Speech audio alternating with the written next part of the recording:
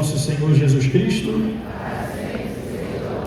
Queridos irmãos e irmãs, celebramos hoje o terceiro domingo da Páscoa, ainda nesse tempo da alegria da ressurreição de Jesus, e a gente ainda vai permanecer nessa alegria por alguns dias. E hoje a igreja nos dá como prêmio, como alegria, esse capítulo 24 do Evangelho de São Lucas, onde narra para nós aquela caminhada dos discípulos de Emaús e ao mesmo tempo o encontro de Jesus com eles. E essa é uma realidade muito nossa, muito nossa. Primeiro que os discípulos de Emaús, eles não estavam tirando férias, eles estavam fugindo, queridos. Fugindo da realidade, fugindo daquilo que não estava tão confortável, estavam fugindo daquele lugar onde eles deveriam permanecer, mas por medo ou por não saberem lidar com aquelas realidades de frustrações, eles preferiram cair fora. E é preciso que a gente observe esse evangelho de hoje à luz de uma realidade que é própria nossa, da nossa humanidade. Quem aqui já passou pelo luto? Se perdeu alguém que amava, né? E seja de repente ou não, né? E isso frustra muito a gente, deixa a gente muito assim, decepcionados, às vezes sem esperança. A gente começa a se perguntar como é que vai ser a vida, agora que meu pai morreu, agora que minha mãe morreu, agora que meu filho morreu, agora que meu irmão morreu, agora que eu não tenho mais essa pessoa que eu amo tanto e que eu esperava tanto. Parece que a gente se acostumou o tempo todo com aquela pessoa, como se ela fosse ficar eternamente do nosso lado, pelo menos fisicamente, né? Eternamente ali do nosso lado. E de repente a morte vem ao nosso encontro. E parece, quando a gente não olha com maturidade, né? Parece que a morte vira um castigo. Parece que está tudo acabado, parece que a vida não tem mais jeito. E depois dessa experiência negativa, a gente precisa fugir e encarar a vida agora de um outro modo, de uma outra maneira, como se a gente fosse resetar a vida e viver uma outra realidade. Essa é a experiência que os discípulos estavam vivendo, esses dois discípulos de Emaús. Lá, no lugar onde eles não deveriam ter saído, de Jerusalém, da comunhão com a igreja, da comunhão com os outros apóstolos, eles saíram em busca de alguma felicidade, de alguma realização, de algum sentido. Porque, por um momento, pelo menos o texto deixa isso claro para nós, né? Parece que não havia mais sentido permanecer com os apóstolos, permanecer em Jerusalém, permanecer na unidade, permanecer em tudo aquilo que Jesus pediu que eles fizessem e permanecessem. E por isso eles fugiram. Vamos para outro lugar, vamos tentar a vida de outro modo. Isso acontece com a gente também. Quando a gente enterra alguém, quando a gente vai sepultar alguém que a gente ama tanto, a gente volta para casa destruído, a gente volta para casa sem sentido, a gente volta para casa entristecido, enfim. Parece que a vida não vai ter mais sentido e tudo é errado, né? Igual aquela experiência de Pedro e os outros apóstolos, vão pescar, e mesmo assim foram pescar, tentar continuar a vida e não deu certo. Essa pode ser uma experiência nossa também. Mas vejam, até na fuga, Jesus ele vai atrás de nós. Quando a gente foge da nossa realidade, da nossa missão, daquilo que é próprio nosso, Jesus vai atrás de nós. E ele vai atrás não para puxar o nosso cabelo, para dizer assim, volta, que eu não mandei você sair de lá. Na verdade pode até ser assim, né? Mas ele faz isso para a gente perceber uma coisa, não adianta fugir. Ontem eu brincava com as crianças na missa das 5 horas, eu perguntava assim, quem tem medo aí? Vocês têm medo de barata? Aí todo mundo, tenho. Quem tem medo de rato? Tenho, né? Eu já, obviamente, você já sabe qual dia eu tenho medo, né? Eu falei que eu tinha medo de gente, né? Poxa, então o que a gente vai fazer? Não vamos mais continuar a vida? Vamos ficar procrastinando? Vamos ficar sem sentido? Como é que vai ser? A gente vai ficar aprisionado nesse luto? E esse processo que os discípulos estavam vivendo faz a gente ficar dando vários loops na vida, né? Repetindo, remoendo, né? E ali ruminando as mesmas coisas. Que vida chata, insuportável, né?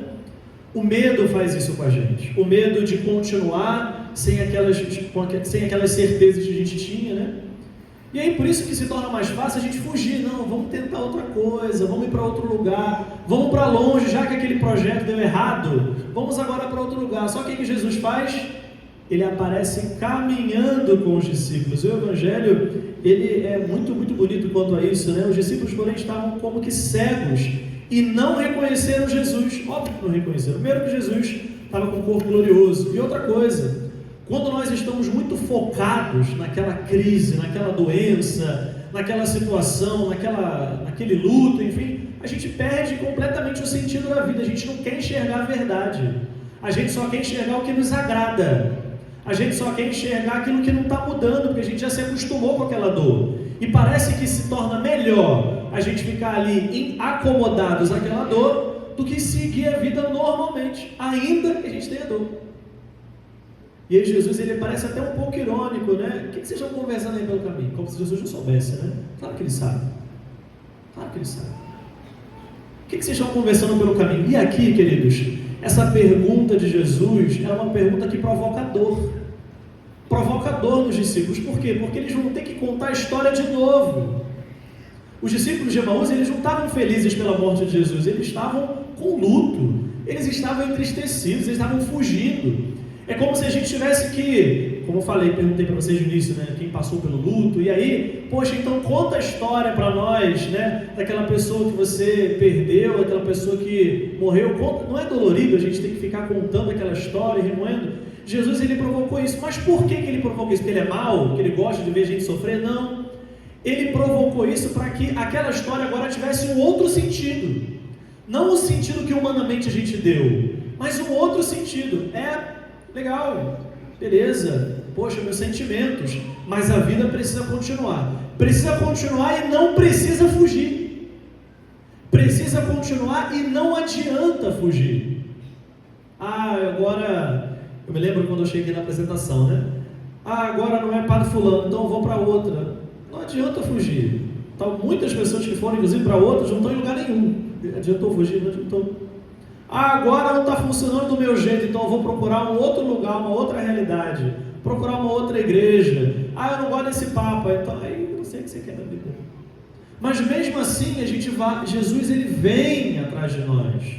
Ele vem atrás de nós e vai perguntar: para qual tirar a satisfação? Está fugindo por quê? Tu acha que isso vai te levar para onde? Vai mudar o que na tua vida? Então volta. Volta que é melhor, é mais maduro, tem mais sentido. Eles pararam, obviamente entristecidos, porque tiveram que contar toda a história de novo, né? E um deles ainda pergunta: poxa, você quer mesmo que a gente repita isso? Você é o único que não sabe o que aconteceu com o nosso mestre lá em Jerusalém? E Jesus pergunta de novo: me conta. Jesus, ele tem até a paciência, então me conta para mim. Me fala aí, o que te deixou tão aflito? O que te deixou tão apavorado? O que te deixou tão com medo? Qual é o motivo que está te fazendo fugir da realidade? Fala. Jesus, no Evangelho de hoje, nos provoca a contar para Ele o que nos entristece. Contar para Ele. E por isso o Evangelho nos provoca, de fato, para que nas nossas orações, a gente diga para Ele: Senhor, olha, é isso. Eu não aguento mais. Está difícil, está insuportável. Mas adianta fugir? Não adianta. E o Evangelho aqui perde alguns versículos contando aquela lamúria, né? Aquele fato que entristeceu nossos sumos, e aí repete, né? Nossos sumos sacerdotes e os nossos chefes entregaram, crucificaram. Olha só que uma outra coisa que faz parte da nossa humanidade. Nós esperávamos, a gente espera muito. Só que a gente espera de nós. Está tudo errado. A gente tem que esperar de Jesus. A gente tem que esperar. Eu esperava ser rico. Eu esperava que a minha mulher nunca fosse envelhecer. Eu esperava que o meu esposo nunca fosse envelhecer. Eu esperava que os meus paroquianos fossem obedientes. Eu esperava que eles tivessem um mínimo de lucidez. Eu esperava. E se a gente ficar nisso o tempo todo, eu esperava, a gente vai fazer igual os discípulos de Emaús. O que a gente vai fazer? Fugir. É mais fácil a gente fugir, é mais fácil a gente trocar de realidade, é mais fácil a gente trocar de ambiente do que encarar. Encarar exige de nós maturidade. Já faz 3 dias que essas coisas aconteceram, E é verdade que algumas mulheres do nosso grupo nos deram um susto, não encontraram o corpo deles, alguns foram ao túmulo, não viram, a ele, porém, ninguém viu. E Jesus continua a provocar, caminhando com eles, né? Como sois sem inteligência? Como é que você chama uma pessoa sem inteligência? Deixa vocês responderem, né? Como sois sem inteligência e lentos? Jesus às vezes precisa dar um sacode na gente para dizer: meu filho, pelo amor de Deus, que vida é essa que você está vivendo? Está esperando o que para mudar de vida? Está esperando o que para voltar? Ninguém mandou de sair.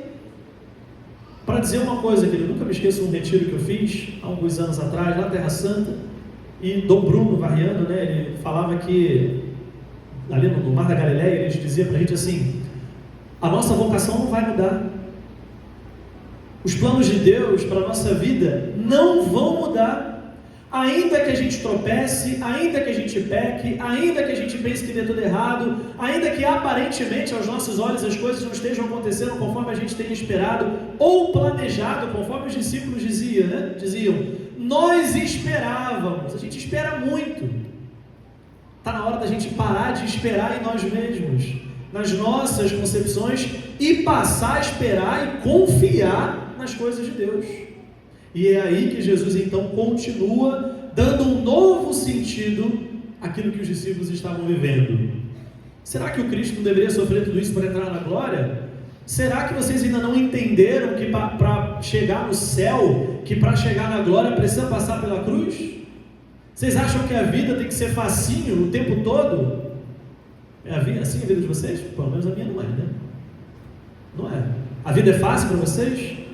Não cansa? Cansa. Não cansa às vezes ser pai? Cansa. Se você disser que não, você está tomando alguma coisa para fugir disso aí, né? Não cansa às vezes ser mãe quando aqueles filhos são atentados? Cansa. Não irrita? E aí o que tu vai fazer? Eu vou fugir, hoje eu quero tirar férias de ser pai. Eu cansei de se imagina, não vou nem dizer esse exemplo, mas vou dizer assim, né? Imagina, eu cansei dessa paróquia, eu quero tirar férias aqui, não quero ser padre mais não. Isso é loucura. Loucura. Está fugindo para quê? Porque vai adiantar? E olha o movimento que Jesus depois faz, né? Jesus senta com eles, quando eles chegaram perto do povoado, naquele lugar, eles pediram: fica conosco, é bom ouvir a tua voz, a tua palavra. Opa, tem alguma coisa mudando, é óbvio. Claro que tem alguma coisa mudando. Jesus agora está querendo botar de novo ordem na casa, naquelas emoções, naqueles sentimentos, naqueles pensamentos. Fica conosco. E foi talvez o melhor pedido que eles poderiam fazer para Jesus: ficar com eles. Porque Jesus, ele repetiu aquele gesto que ele fazia sempre com os seus discípulos. Sentou à mesa, tomou o pão, abençoou, partiu e distribuiu. E naquele momento, como diz o Evangelho, eles pararam de ficar cegos. Só que Jesus desapareceu do meio deles. Poderia permanecer, né? Fica conosco, Senhor, é bom. Essa é uma tendência muito humana nossa, né? A gente quer segurar Jesus para fazer as nossas vontades. A gente quer segurar Jesus, a gente quer segurar a igreja, a gente quer deter a pastoral, deter aquilo que eu faço, porque está confortável assim. E é óbvio que Jesus vai sumir da tua frente, porque ele não é besta. Ele não pode ser controlado, ele não pode ser detido. E ele vai sumir da tua frente para dizer o seguinte: volta, segue a vida normal, infeliz. Não adianta ficar no looping eterno ali, né? Sempre remoendo a mesma história, repetindo, e tá sofrido, e tô sozinho, e tô cansado, e tô entristecido, e tô ansioso, e tô mais não sei o que. Adianta isso? Não adianta. E aí, Jesus, depois de ter desaparecido da frente deles, eles mesmos disseram, né? Não estava ardendo o nosso coração? É claro, eles estavam sentindo a mesma coisa que sentiam quando Jesus, antes de ser crucificado, fazia. Sentava à mesa com eles, partilhava a palavra, partia o pão, confraternizava, convivia. É isso que a gente precisa retomar na nossa vida também, queridos. Não é porque as realidades que estejam ao nosso redor mudaram que a nossa vocação vai mudar, os planos vão mudar. Não, nada mudou. Jesus poderia ter feito assim: você que me traiu, some daqui. Você que fez, agora vai pagar por isso. E não fez. Muito pelo contrário, só confirmou a vocação de cada um deles. Como também hoje, nessa Eucaristia, como em todas as outras, Jesus quer confirmar a nossa vocação. Ainda que tenha dor, ainda que tenha ansiedade, ainda que tenha tudo que você quiser colocar no meio, como oportunidade para fugir, Jesus está querendo dizer para você: volta, infeliz, do lugar onde você nunca deveria ter saído. Volta. Poxa, mas eu vou voltar para aquele lugar do luto? Vai, porque isso é sinal de maturidade, encarar a realidade. Volta resolva os problemas. Volta para aquele lugar onde você não deveria ter saído. Não adianta a gente fugir com as coisas, sair com as coisas mal resolvidas. Volta. Não adianta fugir. Então os discípulos fizeram a mesma coisa. Naquela mesma hora eles se levantaram e voltaram para Jerusalém. A gente precisa voltar para a nossa Jerusalém. Padre, mas lá está um caos. Eu vou ter que olhar para a cara dele de novo, vou ter que olhar para a cara dela. Vai. Só que agora de uma maneira diferente, porque você encontrou Cristo. Aliás, Ele te encontrou no caminho perdido, fugindo. Então agora volta. Só que agora volta quase empurrado, levado pelo Espírito. Porque o Senhor está conosco, gente. E a gente está perdendo esse sentido cada dia da nossa vida. Tudo é motivo para a gente fugir. Tudo é motivo para a gente não encarar. Tudo é motivo para a gente sair de Jerusalém. Jesus quer que a gente volte. Volta para lá. Volta para a comunhão. Volta para a igreja. Volta para o lugar onde a gente não deveria ter saído. É lá que o Senhor nos quer.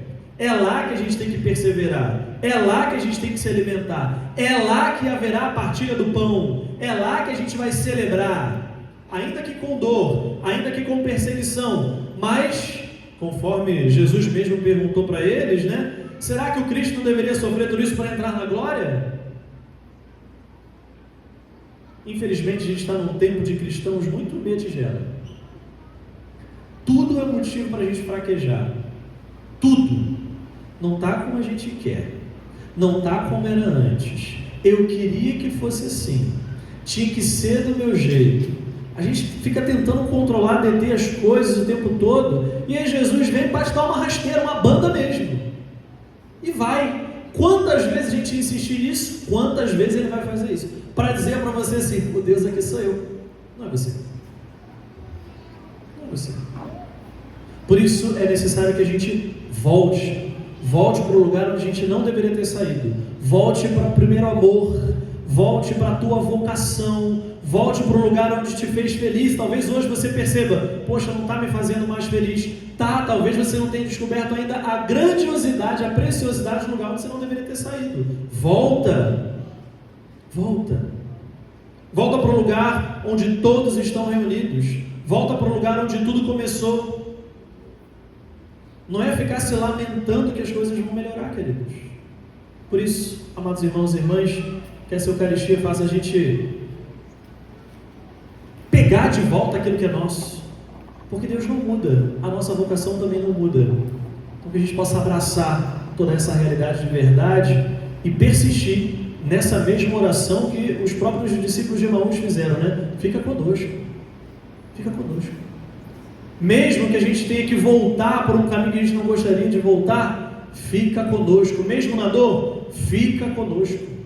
Mesmo nas incompreensões, fica conosco. Volta para o lugar onde nós não deveríamos ter saído. Louvado seja nosso Senhor Jesus Cristo. Creio em Deus Pai Todo-Poderoso,